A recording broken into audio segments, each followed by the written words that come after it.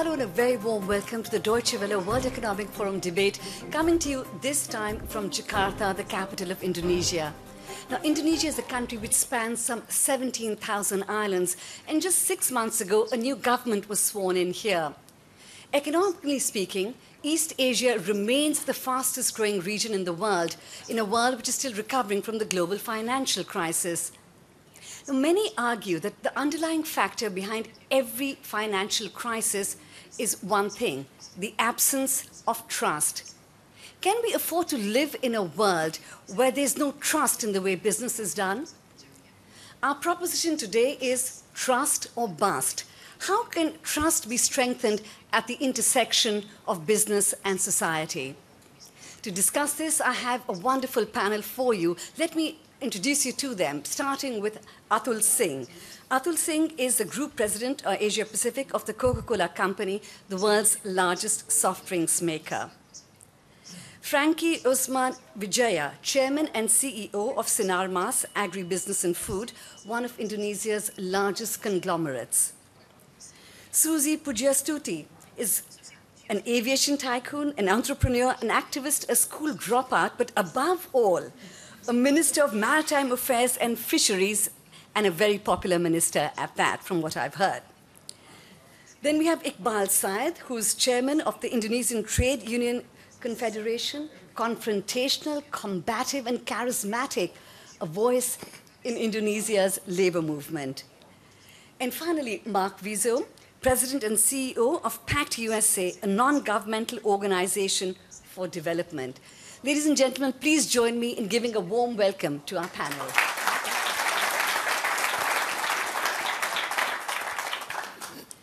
Atul, let me start with you. You come from a big corporate company. Yes. You've done extremely well wherever you work, be it in China or India. And in India, you had 22 consecutive quarters of growth. Why should you care about trust at all? I mean, you're making the profits that you need to make.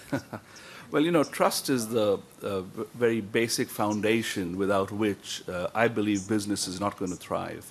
I've been fortunate working for the Coca-Cola Company that operates in over 200 countries, and we've been around for over 128 years. And brands to us mean a lot, with, of course, brand Coca-Cola as a leading brand. Brand is a promise, and a great brand is a promise kept. And without trust, consumers are not going to buy a brand that they consume. So we believe that it's at the absolute fundamental to doing business. We'll come back to that. Atul, we'll talk more about the brand. But Frankie, you're also the head of a large empire. Surely it's the dollar which is driving your business and not some kind of nebulous concept of trust? Well, I think it's quite fortunate that my father established Sinarmas Group, which is already about 77 years coming. And he said, trust is more important than his life. So it's built in our DNA, actually, as a corporate. And I think this is very fortunate that we built everything based on trust. And I can give you example that, especially in our agribusiness, which we developed already about 300 schools, more than 300 schools, 40,000 students, and about 150 clinics surrounding, so that we really give a lot of interaction with the community, so that wherever we operate, they really appreciate our presence.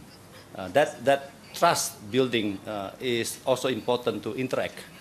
In Indonesia, they said, tidak dikenal, tidak disayang. So we need to communicate our philosophy and sincerely what we try to do with them and really benefit the society. Iqbal, let me turn to you. Now, you've often been in confrontation with companies. You brought this city, Jakarta, to a standstill with your strikes. Do you believe business leaders when they tell you trust is a part of my DNA, trust is a part of our core principle of our business? Yeah, of course. Yeah, we need the investment come to the Indonesia. We need a lot of employer come to the Indonesia. Yeah. But the other side, we need welfare, we need the increasing purchasing power, not only increasing the economic growth, like Indonesia and developing countries in the world. a lot of developing country make increasing economic growth, but the other side, they have the increasing Gini index also. It means we have a lot of gap, the income for the people, including for the labor. And it means economic growth only benefit for middle up class, not middle low, including labor. We'll go into that in larger detail, but I want to first get a voice from the government. Now, Susie, you are now in the government. There's very low trust levels of CEOs. But you're on the government, and government leaders have even lower trust levels than CEOs. Do people trust you less now that you've joined the government of President in October? I think somehow in my let's go back to my what I had in my life. That's actually I starting from drop out from my school and then up to now is all based on trust. That actually I've done my best as much as I can and being consistent, and finally people give me a trust. Also, when I start with my fisheries businesses, I start my export because the Japanese give me a trust to give us a red cloth LC that we can export in the first time. Because it was almost impossible in 1996 on the crisis starting in Indonesia to borrow money from the bank to be able to export. So my first export was basically based on a trust of one of my Japanese buyer who trusts to give us 100% red cloth LC and we can deliver the products. And then also later on up to the aviation, because then the bank trusts and we can grow up. It needs sometimes to build up and earn the trust from the society to the business person. But by the time it takes me 4 years to get the first 2 aircraft from the money from the bank to be able to buy the 2 first aircraft.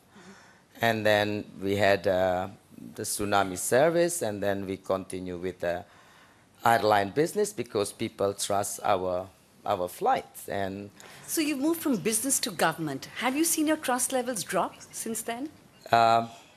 I don't see on that point. So I have to tell all of you here that, in fact, Susie has the highest approval rating of all ministers in Indonesia. So obviously, she still has not lost her trust value.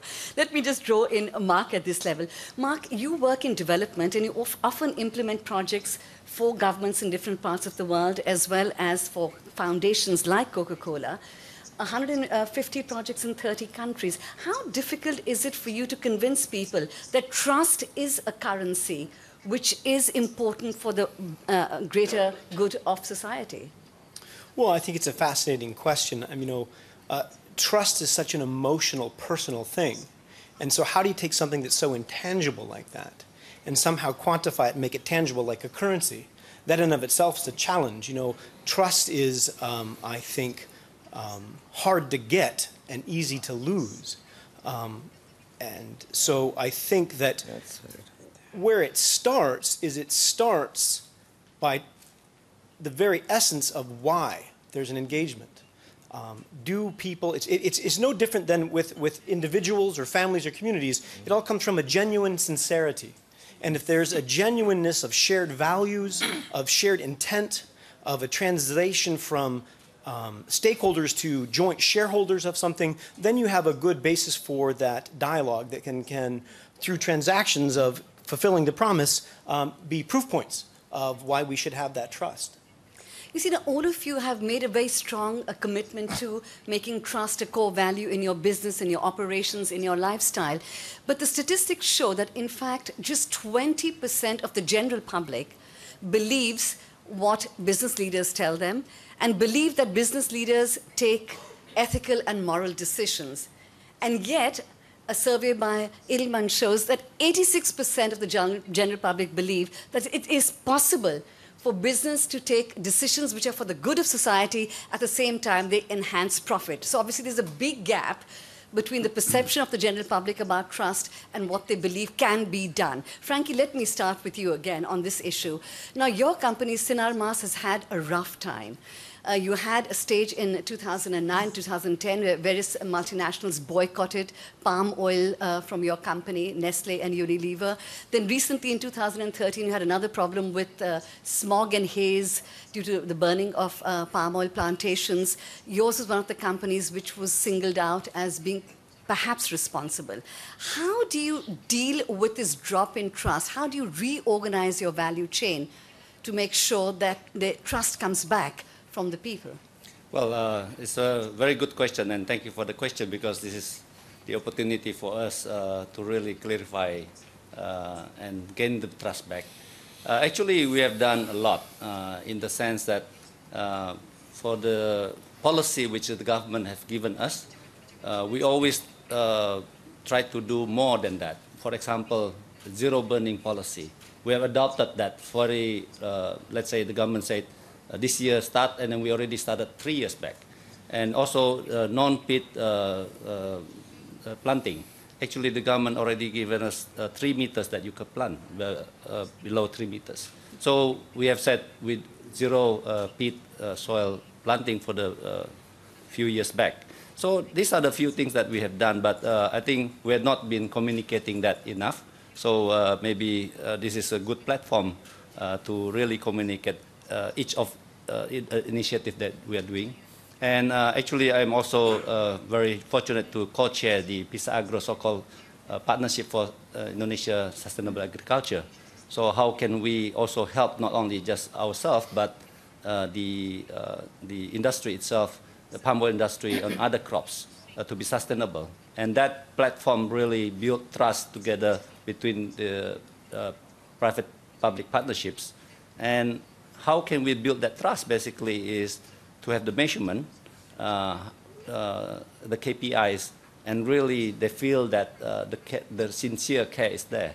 And we have been successfully having about 3 years launching of the PISA Agro, and we have 86,000 farmers has been feeling that this platform has been helping them in terms of the elevating their poverty line by increasing their yield and also certainly the productivity and their income. Atul, can you measure something like trust? You said trust was an important part of your sure. company. We actually measure trust and corporate reputation, which is another proxy for trust. And I'm very pleased to announce that, overall, a company like ours, when you go around the world, again, 200 countries, and we don't measure every country, but most of the major ones, we have a very high trust rating. Consumers, consumers consume over a couple of billion drinks per day. And they vote with their wallet every day. And this is across the board. And they wouldn't do that if they didn't trust the quality of our products. Consumers today buy from companies that they trust. We believe in sustainability as core to our foundation of doing business. This is not a CSR that we do on the side somewhere. Every aspect of our value chain, whether it is farmers that we deal with in Africa, in Asia, other parts around the world, we work with them, we work with their yields, we work with, for example, in India, drip irrigation, partnering with different people within our value chain to make sure that we can help them sustain a good livelihood. Iqbal talked about employment and wages, etc. So, we ensure that across the value chain, we are supporting different stakeholders. But the point is that you're obviously selling the highest number of soft drinks in the world, so you must be doing something right at Coca-Cola. But at the same time, sales are falling, and Coca-Cola is projected to lose some 2,000 employees this year. And there's also been controversy about various projects which Coca-Cola has taken. For example, in Britain, the anti-obesity project. Coca-Cola wanted to set up some 70 parks, fitness parks. And there's a huge outcry amongst the public and amongst many experts that this is a disingenuous attempt to distract from the fact that Coca-Cola carries a lot of sugar. So at the same time, I think one has to be very careful about where the trust factor lies. So obviously, you're also facing some tough challenges. Oh, sure. There are issues, there are challenges across the board. You mentioned obesity. That's one of them. Water. We were at one point in time challenged on the water usage because we're in the water business, and we were challenged on water. But I'm very happy to say that in lots of countries around the world, we actually put back more water into the ground than we use in our products. And we've made a commitment that by the year 2020, we'll be water neutral. That means we will actually, through rainwater harvesting, check dams, other innovative processes, use less water, put back more water into the ground than we take out. Obesity, it's a complex issue. It's about calories in versus calories out. We want to be part of the solution. We want to be able to work with society. People don't trust you to be part of the solution. That is the bottom line here. I think people don't trust you because they say that you are trying to use a branding technique, you're trying to use a program to actually distract from the problem. There are some people who say that, absolutely, and Britain is one example. There are a couple of others. But by far and large, when you look at the couple of hundred countries in which we operate, we have what we call the golden triangle: civil society, government, and corporates. We are the facilitator that brings all together to find solutions. I want to be part of a solution. We have an issue. Obesity is an issue. Now, let's not debate as to how it's being caused. Let's find a solution. And I think when you look at working with government, working with NGOs, civil society, other companies, we're finding solutions. And creating trust. I mean, that is the currency, creating trust. Now, Susie, you are facing many challenges as well. As I mentioned, Indonesia comprises of some 17,000 islands, the second largest coastline in the world, and you are the Minister for Fisheries. So you have a lot of challenges ahead of you. How are you dealing in terms of policy, tackling some of the issues that you're facing right now? Okay, so the biggest problem in Indonesia that I'm facing when I was in my office is the fact that Indonesia, the second largest coastal line in the world, but number 5 in Southeast Asia, that's put very far gap, which I have to bring them together in line. Why that's happened? Because Indonesians' natural resources, basically fisheries, had been taken so much by so many illegal fishing in Indonesia, which then I was seeing it's almost impossible to handle it in a smoother way. So what we do, I issued a moratorium policy for the ex-foreign fishing vessel, which indicating that many of them duplicating the license to fish in the waters. So those early days, we had about 1,300 fishing vessel that operate in our water, but duplicate boat, it's at least 5 to 7 times, some of them even 10 times. And that's what cost in the last 15 years, 115 companies in around Java and few islands are collapsed because they don't have raw material anymore, had been taken away in the sea. And that was also because we allowing transshipment in the sea to basically taking and exporting direct in the middle of the sea. So no checkpoint, harbor, no nothing.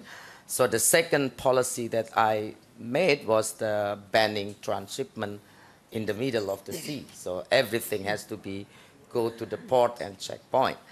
And we also indicating that there had been so many inappropriate practices on those illegal fishing with slavery issues and many things. And this will cost Indonesia that nobody want to invest anything in fisheries because it's no picture. It's not an interesting picture that, yes, potential are there.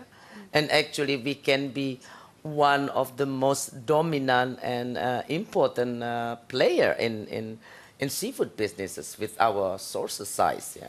Iqbal, I want to ask you now, you've been working a lot on improving the lot of workers in Indonesia. And you've been focusing on things like minimum wage has been a very important issue for you, the health scheme, insurance, pension for workers.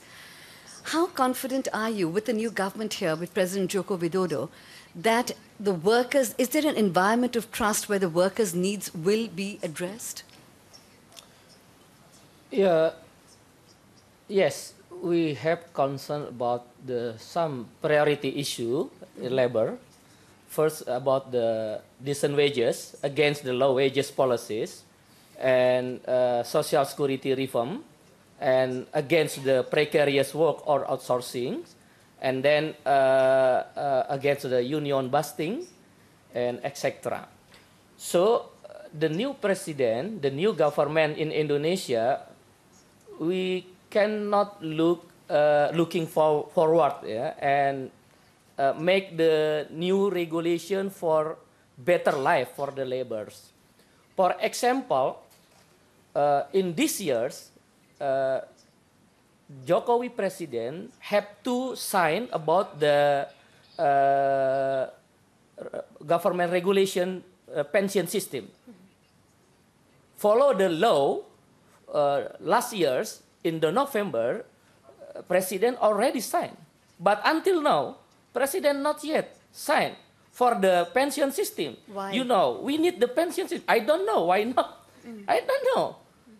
I think the Nawacita program, the names of the Jokowi's president, he called about the pension system and health insurance for the people. But until now, he doesn't sign the regulation of the pension system. It means in July of this year, workers cannot getting the pension.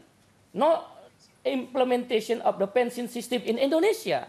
But I want to ask you, now you have often talked about taking the militant way in the labor movement, having these massive strikes, 1 million people on the streets, you bring the city to a standstill, and you've described that as a means to an end to improve the lives of workers.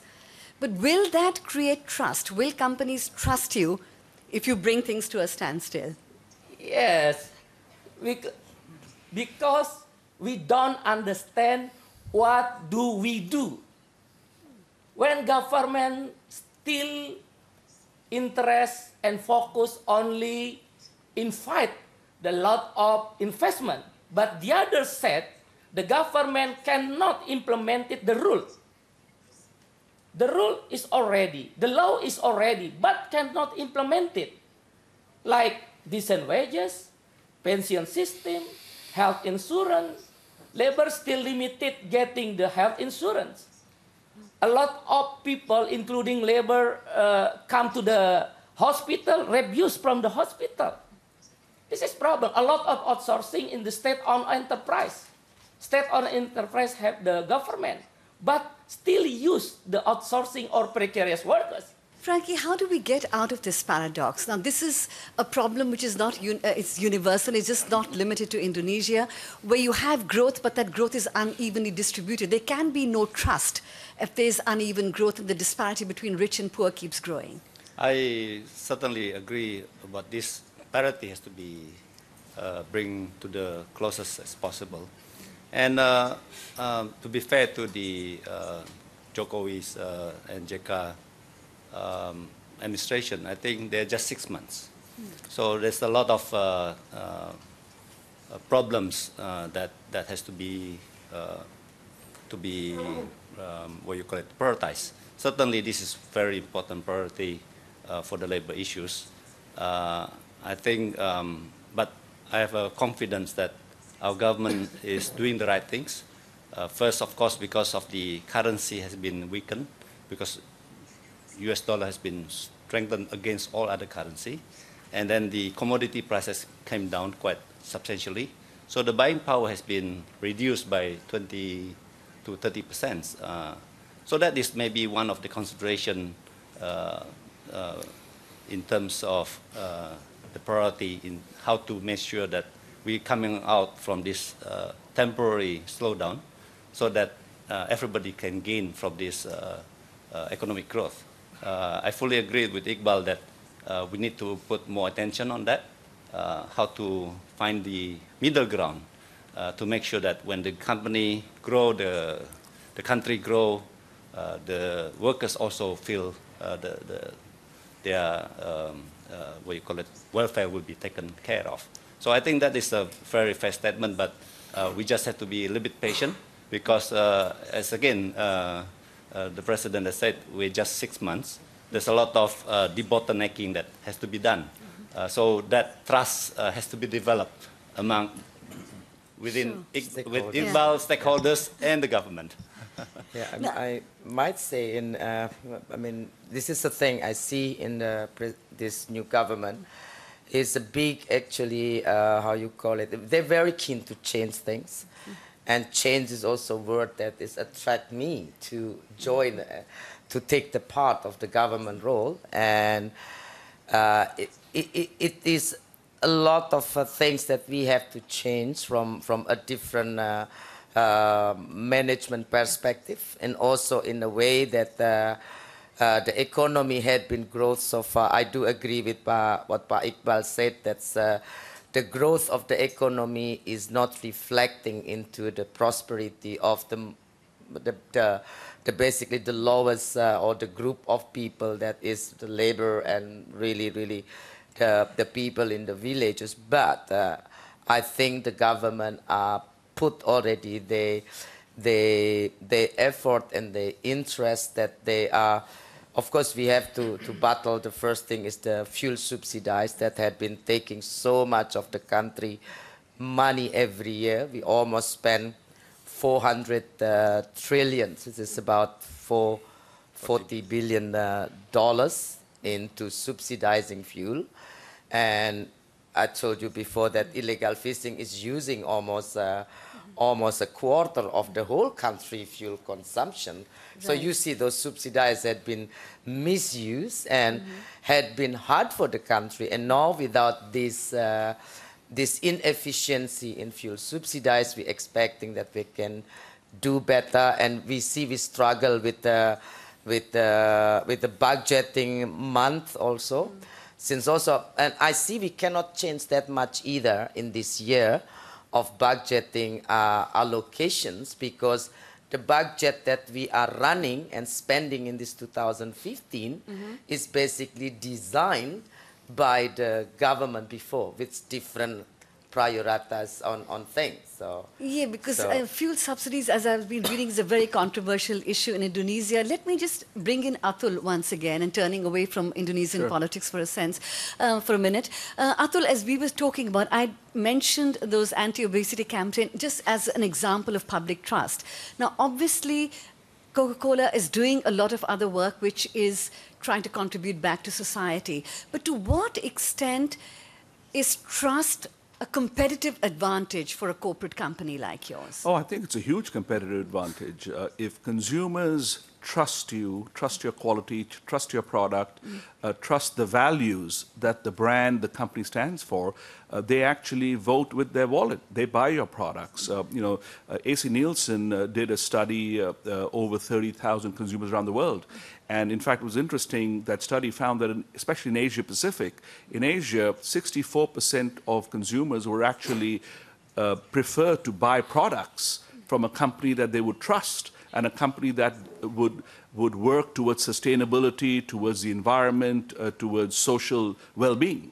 And I think that's important. 21st century companies have got to focus not only on, the profit angle, if you will, but also on a balanced scorecard. I mean, we have to be able to grow our businesses without growing the carbon footprint, for example. You have to grow our businesses with using less on per unit of electricity, if you use electricity, etc. Do you believe there's a regional variation in trust? Now, you worked in 4 continents, and research shows that small and medium-sized companies run by families are trusted the world over, apart from Asia. So what are the regional variations do you see that where trust is placed in Asia? If people have a bad experience, if you've had bad experience, and in today's world, with the internet, with mobile technology, something that goes wrong, that news spreads like wildfire. I mean, almost instantaneously you can get that news elsewhere. So I think it's an evolving, changing dynamics. I wouldn't be able to comment why people in Asia trust, family businesses less than others. Maybe there's been a bad experience that people in communities have had with certain companies exploiting communities, for example. But clearly, the world over, and we operate, as I said, the world over, and we've found that many great companies around the world, not just ours, many great companies around the world. If you contribute to society, and if you give back to society, you're going to be around for 100 years. So whether it's a Chevron in Nigeria or Coca-Cola in the US or in other parts of the world, if you contribute back to society, and that is both for companies that are privately owned, they're great examples of privately owned companies, of entrepreneurs whom people trust a lot. And there's several examples around the world. So I would just say that, trust, it doesn't matter whether you're publicly owned, privately owned, multinational, or limited in a certain geography. It all depends on the values that you live by. But research has shown that actually geography does play a certain role in which companies are trusted. The research has shown, for example, the BRICS countries, India, China, Russia, are less trusted companies from these countries. And the country which is most trusted, I'm pleased to report, this is not my research, is Germany, followed by Switzerland, Sweden, and Canada. And that's because they believe public perception, again, this is all public perception, is that these countries pay more attention to looking after employees, communities, and the environment. But that's by the by. Mark, I want to ask you, is there a trade-off when companies put trust at the core of their business? Is there a trade-off? And if companies are not trustworthy, can they go bust? Yeah, I think so. I think we have to be careful. If you use putting trust at the core of your business as a methodology to gain greater sales, it will be seen as disingenuous and backfire. And so I think that it comes back to, I'm sorry to be a broken record, but what is the intent of a shared values with folks that engage with you in a business transaction? And if you're trying to manipulate your image, PR, or trying to be seen as trustworthy, people will see through that. And it's the same with people, right? It's no different. Sure, there's geographic differences. Edelman's done a lot of research on trust, and some of the data shows that it's true. I think one of the things that can happen when you have had a bad experience, I don't think that necessarily kills an opportunity for trust. I think a bad experience admitted, honestly, openly, and then rectified can actually, ironically, deepen trust. And so it's all about that genuineness. So you can't fake trust, is what you're saying. I think you can give it a really good try, and I think it'll work for a long time. But at the end of the day, particularly in communities where there's not a lot of fungible resources, where you're earning $1, $2 a day, you lose trust very quickly if there's not authenticity. It's a question of authenticity. Susie, I have to come back to you because from what I have heard and read about you, it's not what you say, it's what you do. Your life was transformed, you wrote by your own admission, during the 2004 tsunami. What is the story there? Okay, so I had 2 aircraft on those days, still about a month, and running my fisheries business, taking the live lobster and the fresh fish to Jakarta. And then the tsunami happened. We helped the people for 2 weeks. That was only the plan. But then people, keep the plane here. I said, I can't. I don't have enough cash anymore to run free flights. So then the trust from all the NGOs basically to charter our aircraft. And that's how we're starting our charter business. And then we get more and more and more. So actually, 2 business that I have are starting without business plan. So. And helping the people of the tsunami. And Indonesia was the worst affected country during the tsunami. And I think you're right, that sincerity and genuinity are very important actually to gain the trust or to win the trust in the first place. But for the long run, commitment that you keep, you give share of what you earn back to the stakeholders or to your buyer or to your customer. And just starting from those 2 airplanes, you now have more than 30 airplanes and your airline is called 50 aircraft now 50 flying aircraft. And your airline's called Suzy Air. Yes. Is that right? So I always say to my Japanese buyer, I put my name, so that's a life guarantee. Oh, wonderful. So for the quality. Frankie. That's to hold the trust from there. Personal investment. I won't mess around because I can't change my name. So that's what I said. Now, Frankie, when Susie talks about honesty and sincerity and trust, I mean, most people simply don't associate this with a business, right? Now, you are associated with so many boardrooms, you know so many directors, you're associated with many companies. Is trust a boardroom agenda, or is it just something that HR does and sounds good, like diversity? Can one make that a boardroom agenda, the concept of trust? Well, I think as I said, it's very lucky that my father, Eka Cipta Wijaya, has put that in the forefront of everything. So he said, trust is more important than his life. Then this become our guiding principle and has been embedded in our core value. Other companies are like your companies? Is that So basically, all the group's company has been. These are the basic things. Everybody has to understand this, and we translate that into our action. So in all the business plan, we always allocate certain. It's not just CSR, but more than that, how we accompany the society, the people on the ground to really benefit from whatever we're doing. So to gain the trust is not built in one day, but it takes time. So we have been around for more than nearly 80 years. So I hope we gain some trust in there. Right, thank you, Frankie. I mean, obviously, your company, as you say, is part of your DNA, but I'm still kind of worried about the broader corporate aspect and the role of trust there. Iqbal, what do you feel? You've listened to what everybody's saying. You've listened to the government voice. You've listened to the corporate voices. How do you feel? Are you optimistic about trust being at the center of labor relations? You have to deal with trust with companies, but there's also a lack of trust within and between different unions. Yeah, we should be optimistic for the life because so must be go on. We cannot back for the experience. We need the future. For example, in Indonesia and developing country, yeah, we have paradox economic growth, yeah, and we can look if you look in the employer side, for example, yeah, in the Nike, Adidas. Pay the Tiger Woods for the showing in the television $5 million. Pay the labor for the salary per month approximately in Indonesia 2040. It is not fair. So we need fairness.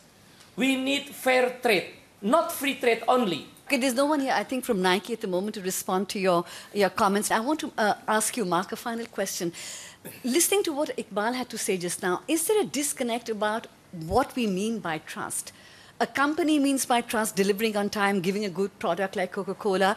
But what Iqbal's talking about is fairness and ethics and underpinning business. Is there a fundamental disconnect about how we deal with this issue of trust? Yeah, I think so. I think that's part of the issue. Some of Edelman's research talks about what do industries think builds up trust and what then consumers think about build up trust. And if as an industry you look at the quality of your services, for example, and you think that's the thing that builds up trust, and you spend a lot of time measuring that, how well people see your quality, you get this false sense of trust when consumers or people in the community where your plants might be value something else as building up trust. You have this gap. You don't communicate. And so I think it's important to have an ongoing, honest conversation. I think one of the things that Iqbal, you mentioned is really key, that trust is such a human emotion, it's such an intangible thing, that transparency is key to making it more tangible. When you have, and you're not afraid to share and to show and to be found out, then trust comes, even when things aren't as much as right as they should be. And that encourages dialogue. And so I think if you can make sure we have an honest dialogue about what certain people see as critical to trust and compare that to how we see it, we begin to start the conversation that's fruitful. And I think we've had a very interesting conversation so far. And to my great surprise, I thought there'd be a lot of divergences in approach to the idea of trust. But I am very pleasantly surprised there is a great deal of commonality on the importance of trust and what it needs to be done to have mutual trust. So I'm going to give each panelist 30 seconds to give me their one quick takeaway as to how they can build trust in their area of work. Starting with you, Frankie, 30 seconds. Well, Rome is not built in one day, so trust has to be embedded in the corporate and the societies, so that really we can build up the trust over the times. Iqbal. Yeah, we need investment come to our countries, but the other side, we need the decent wages, prosperity by mutual trust, partnership, equality, transparency, and accountability. We can build the trust. Thank you. Atul? Well, trust is fundamental and the foundation of what we do. And I'd said it earlier, a brand is a promise, and a great brand is a promise kept. Thank you. That was short and sweet. Susie? Trust is very important, especially for the government to continue build up and give its prosperity to the people. We need them to trust us. And transparency and good governance is need to enforce the trust is to be there. Without that, government would not able to influence and do good for the people. Thank you. Mark, finally. I think having a paradigm shift and seeing engagement with communities, not as communities as stakeholders, but as shareholders for the long-term perspective goes a long way to engendering trust. Thank you. Well, that brings our session to an end. Now, the absence of trust has great potential to derail the gains we've made socially and economically. I think all of us here sitting on this podium agree that it's really important all of us, business, the government, and society, put more focus on not just value, but values, not just financial gain, but the ethics which underlie our interaction. It's time to put trust back at the heart and center of our relations. That was the DW World Economic Forum debate coming to you from Jakarta. Thank you very much for joining us wherever you are. Thank you also to the audience who's sitting with me here in Jakarta, and above all, to our wonderful panelists for a stimulating and lively debate on the issue of trust.